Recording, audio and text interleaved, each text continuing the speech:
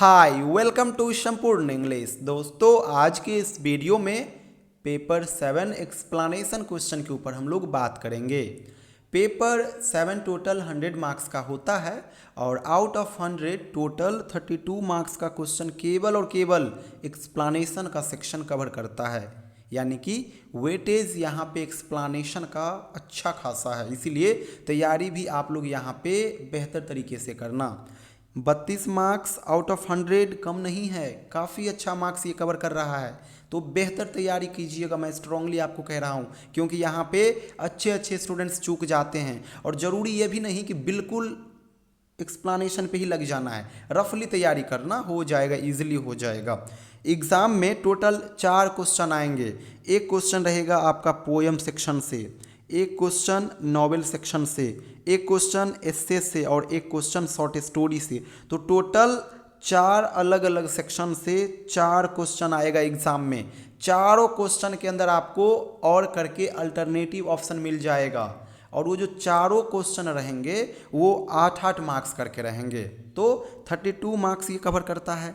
यहाँ पे आपको रफली पढ़ना है। आप कहोगे कि रफली कैसे पढ़ना है, तो देख लो पोएम सेक्शन है। पोएम सेक्शन के लिए आप केवल और केवल 5 से 6 इम्पोर्टेंट पोएम का ओरिजिनल जो टेक्स्ट है वो कर लेना। पोएम का टेक्स्ट कर लोगे आप लोग तो इससे ये बेनिफिट होगा कि एग्जाम में क्वेश्चन आएगा तो आप आसानी से आइडेंटिफाई कर लोगे कि अच्छा ये लाइन मैंने तो इस पोएम में पढ़ा था। उसके बाद आंसर देना इजी हो जाता है। जो पैटर्न बतलाया हूँ, the present lines have been taken from the famous poem, इस प्रकार का जो सीन है वो वाला चीज़ वहाँ पे मेंशन करना है और फिर लास्ट में उसी पोएम का मेन जो पार्ट है समरी का वो ऐड कर देना है। तो पोएम के लिए इससे ज़्यादा आपको नहीं करना है। नॉवेल के लिए आप लोग केवल और केवल कंटेंट को पढ़िएगा, जो मैं आपको समरी दिया हूँ उसको कर लीजिएगा। कैरेक्टर याद रखिएगा कि कौन कौन कैरेक्टर इस चैप्टर के अंदर है, क्योंकि कई बार क्या होता है कैरेक्टर का नाम भी आपको देखने को मिल जाएगा।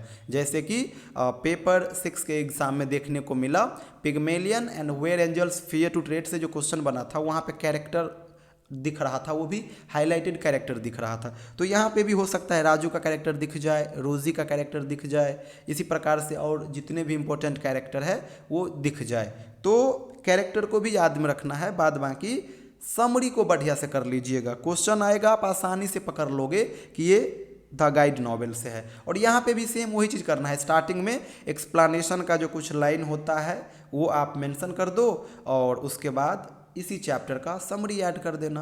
8 मार्क्स करके सवाल रहेंगे तो 2.5 पेज के आसपास आप लिखना, 6 मार्क्स आपको आसानी से मिल जाएगा अगर आपका हैंड राइटिंग अच्छा रहेगा। फिर एस्से और शॉर्ट स्टोरी के लिए ज़्यादा बिल्कुल मत स्ट्रेस लीजिएगा। जो गेस क्वेश्चन कराया हूँ उसको आप लोग देख लीजिएगा, सवाल वहीं से बन जाएंगे। और ये 2 सेक्शन ऐसा है, अगर आप चाहो तो बिना इसको चैप्टर से रिलेट किए हुए भी आंसर दे सकते हो। जैसे कि एस्से से जो क्वेश्चन आते हैं एक्सप्लेनेशन का, वहाँ पे आप देखोगे कोटेशन बेस्ड क्वेश्चन रहता है, एग्जामिनेशन बेस्ड सवाल रहता है, मोटिवेशन रिलेटेड कोट्स रहता है, तो उसको आप लोग रफली भी लिख सकते हो, कोई बड़ी बात नहीं है। बाद बाकी शॉर्ट स्टोरी वाले में तो आपको कैरेक्टर मिल जाएंगे, स्टोरी का जो पार्ट होता है वो देखने को मिल जाएगा। तो पेपर 7 का जो एक्सप्लेनेशन का क्वेश्चन आता है ना वो काफ़ी सिंपल आता है, केवल पोएम का टेक्स्ट कर लो, इसके अलावा इस सबको आप इजीली कर सकते हो केवल समरी के आधार पर।